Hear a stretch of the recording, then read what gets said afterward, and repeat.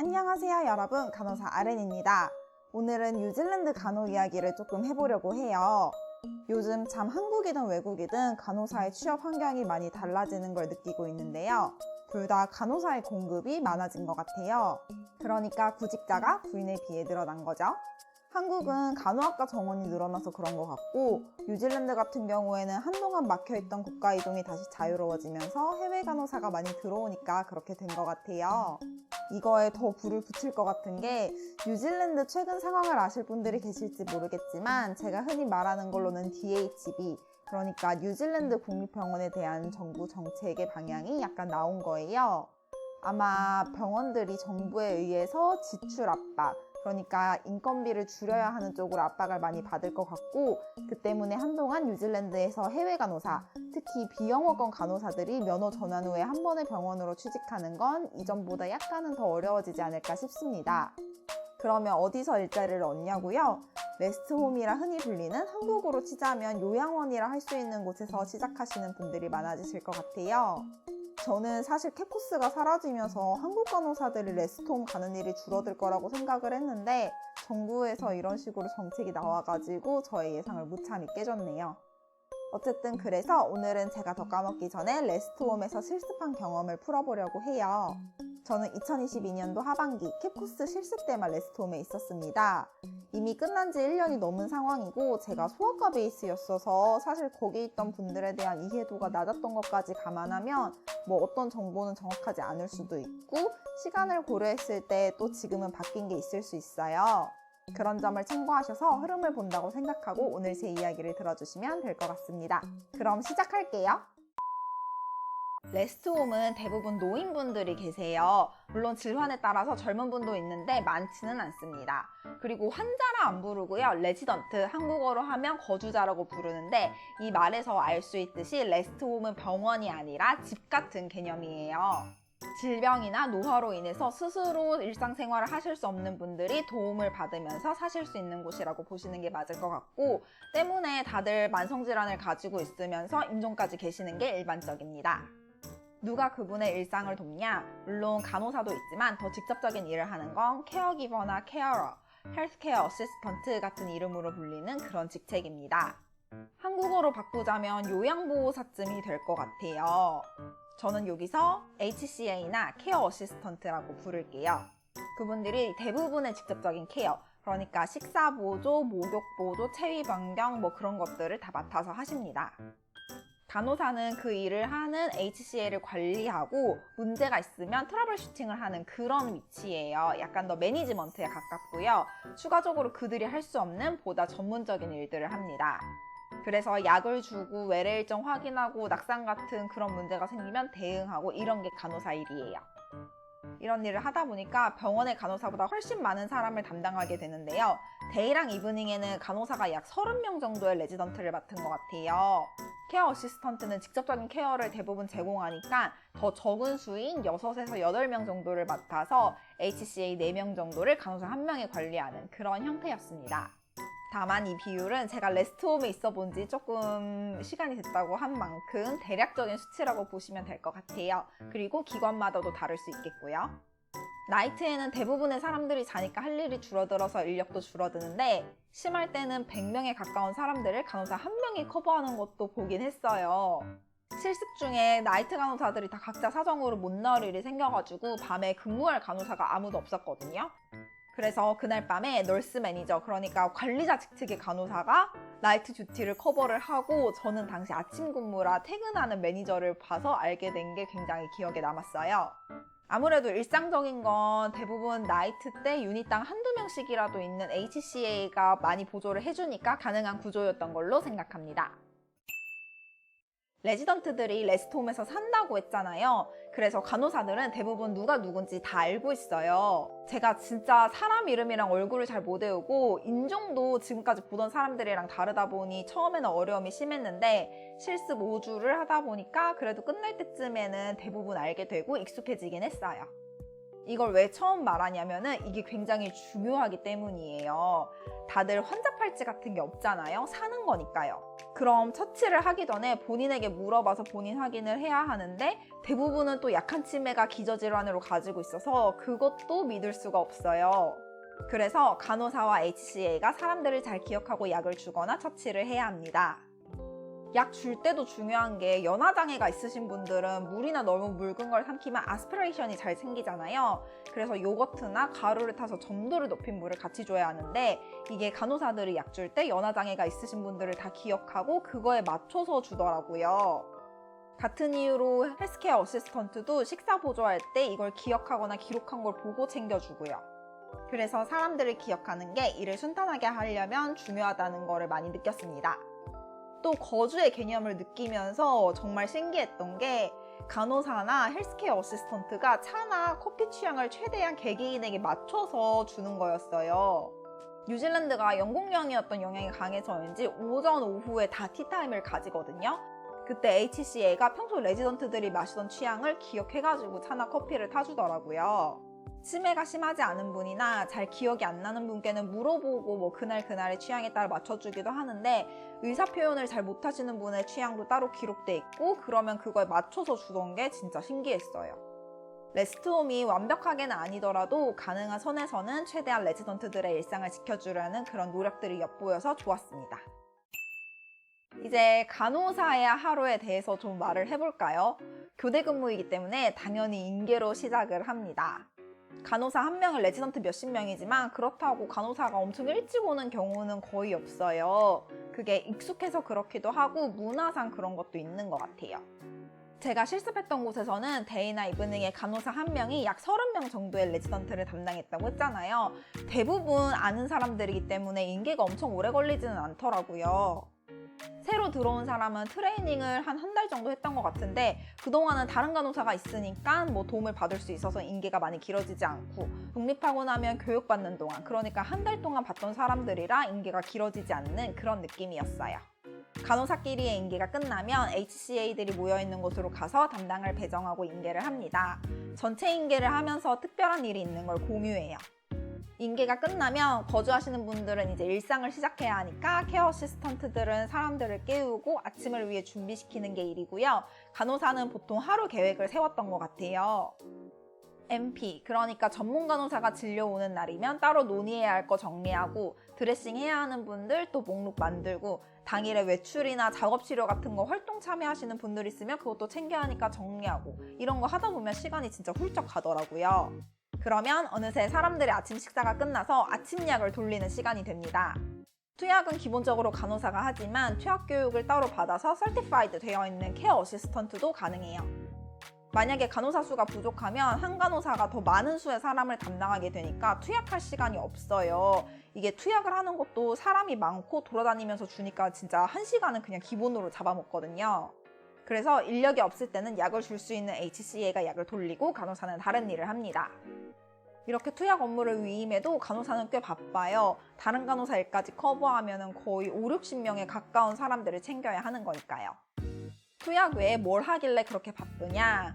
바이탈은 보통 한 달에 한 번 하는 게 시설 프로토콜이었는데요. 낙상이나 다른 문제가 있는 분들은 하루 이틀 정도 더 자주 하는 게 있습니다. 그리고 혈당도 확인해서 필요하면 인슐린 주고 외래 예약이 있는 분들 위해서 택시 부르고 이것저것 사소하게 챙길 게 많아요.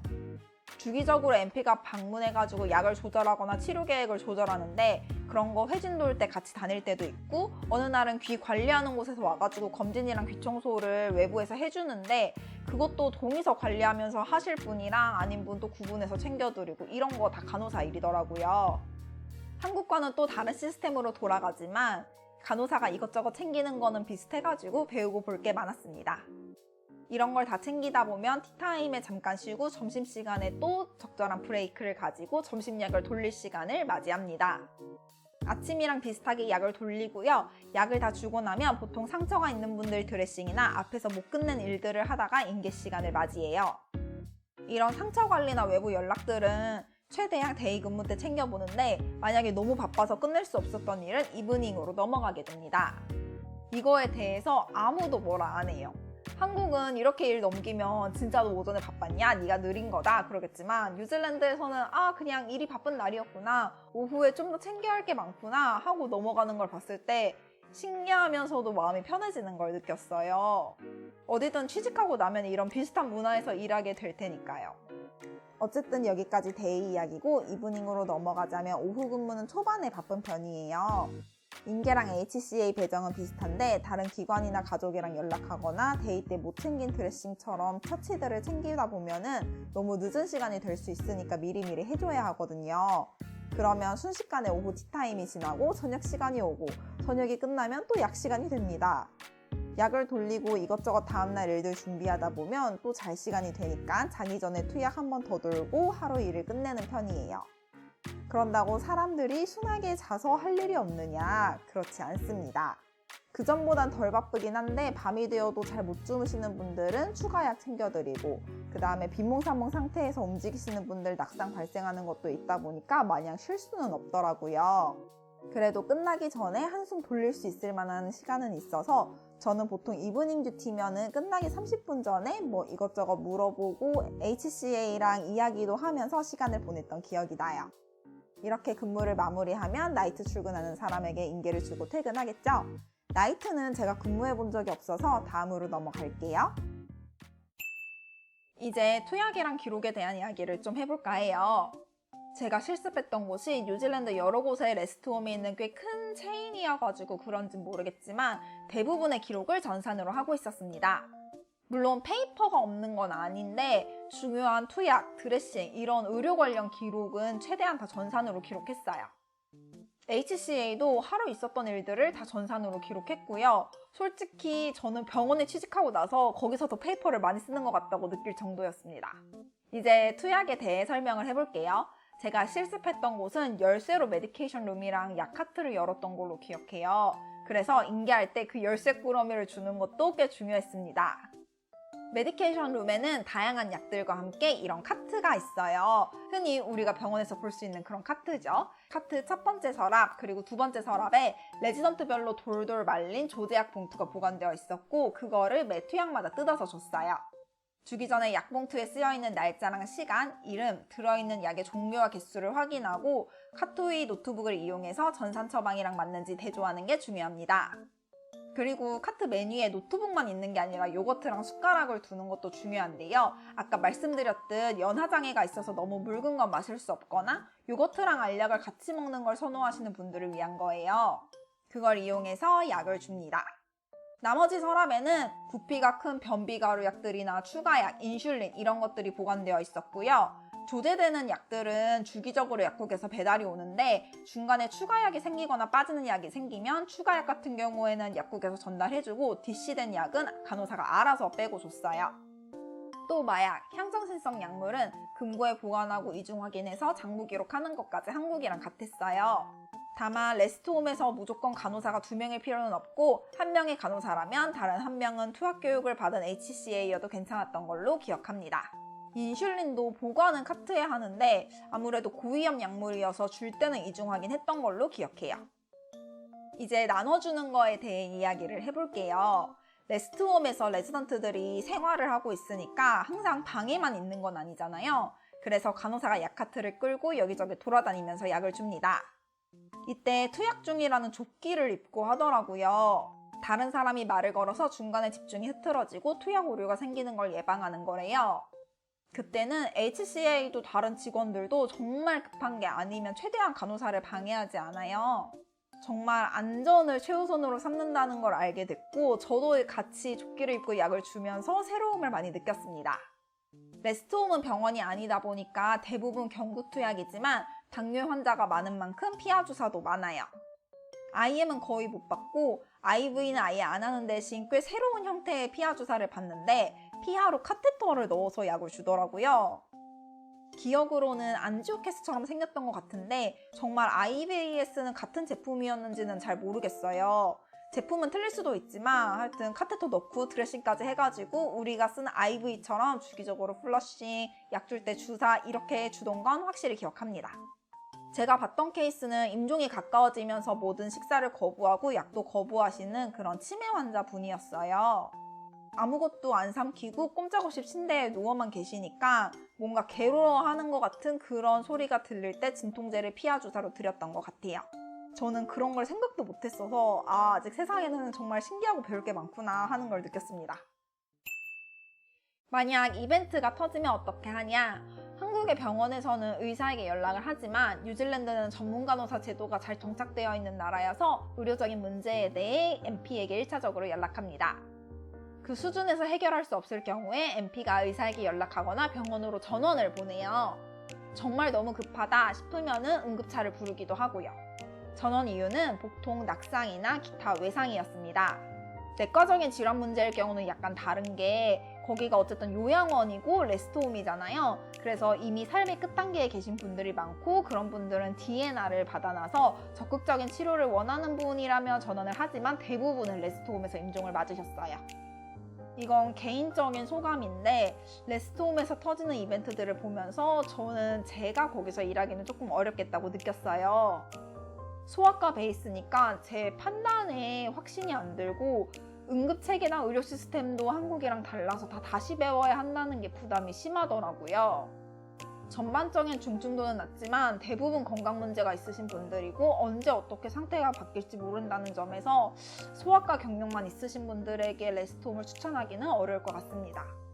하지만 소아과는 마이너고 대부분의 간호사 선생님들은 성인 질환을 잘 알고 시스템만 배우면 되는 거라서 정말 빠르게 해외로 나오고 싶다. 근데 병원 일이 잘 안 잡힌다. 그러면 저는 레스트홈도 괜찮을 거라고 생각해요. 이제 레스트홈을 굉장히 매력적인 선택지로 만들어주는 그런 이야기를 하나 해볼 건데요. 바로 근무 형태입니다. 레스트홈의 장점 중 하나가 킵 근무가 가능하다는 거예요. 병원, 병동은 진짜 구연차의 경우에 2교대 데이나 나이트만 하시는 분들을 가끔 봤고요. 3교대에서는 아무리 구연차라도 선호를 맞춰주긴 하지만 결국에 나이트랑 이브닝 이런 건 다 피할 수가 없더라고요. 하지만 레스트홈은 킵 근무를 굉장히 쉽게 볼 수 있고 특정 요일 킵 근무도 흔합니다. 그래서 만약 가족들, 특히 자녀와 함께 뉴질랜드에 오신다면 병원에서 바뀌는 스케줄로 근무를 하시는 것보다 레스트홈에서 특정 요일, 특정 시간에만 일하는 것도 나쁘지 않겠다는 생각이 들었어요. 굳이 그게 아니더라도 개인의 선호에 따라서 참고하시면 좋을 것 같습니다. 오늘은 제가 너무 까먹기 전에 뉴질랜드 레스트홈에서 봤던 것들을 좀 얘기해봤어요. 혹시 궁금하실 분들을 위해 말씀드리자면 저는 오세아니아 헬스케어라는 곳에서 운영하는 여러 레스트홈 중 한 곳에서 실습을 했습니다. 오늘 영상이 뉴질랜드 레스트홈이 궁금하신 분들에게 도움이 되기를 바라고요. 그럼 우리는 다음 영상에서 만나요. 안녕!